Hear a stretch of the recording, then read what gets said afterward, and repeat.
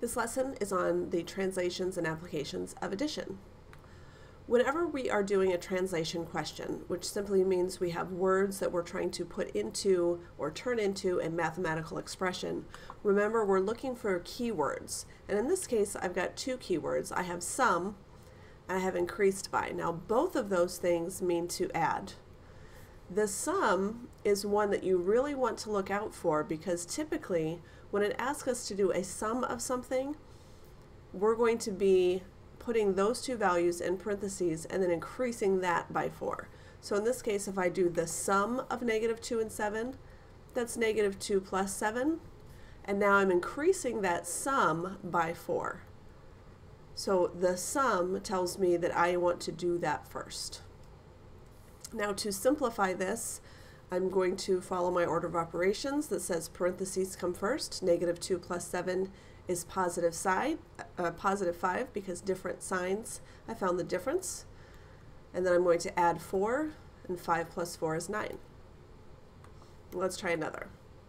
This is one for you to try on your own, so press pause, do the question, then press play to see how you did.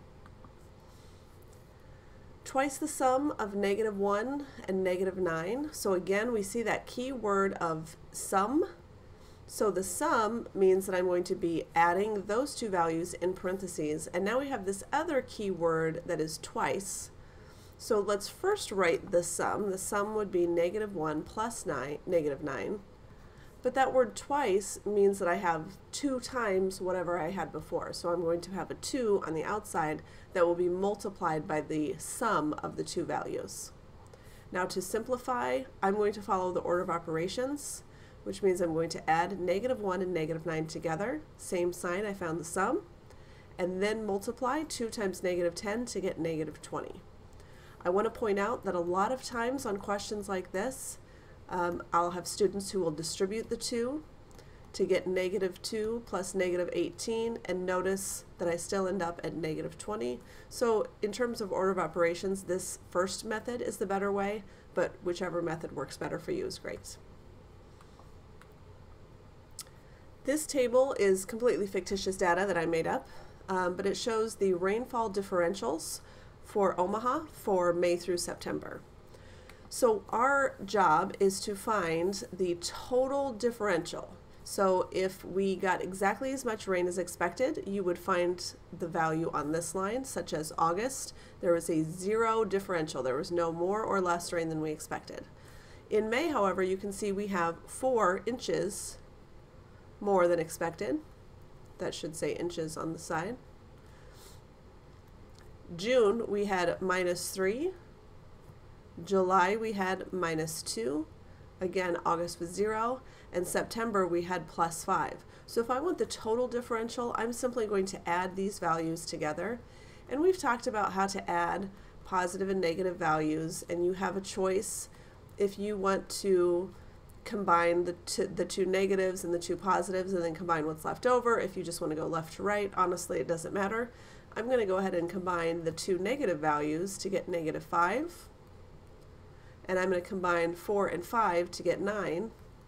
So 4 plus 5 is 9, and -3 plus -2 is -5. If I combine 9 and -5, those are different signs. I find the difference of 4, and that's a positive value. So the question is, what's the total differential? The total differential is 4 inches. Was it above or below average? It was above average because of the positive in front of the 4. Here's a similar question for you to try on your own, then press play to see how you did. For May, I have a +2 above average. In June, -5.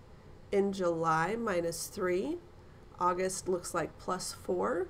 I'm finding those values here by finding the tops of the tops or bottoms of the bars.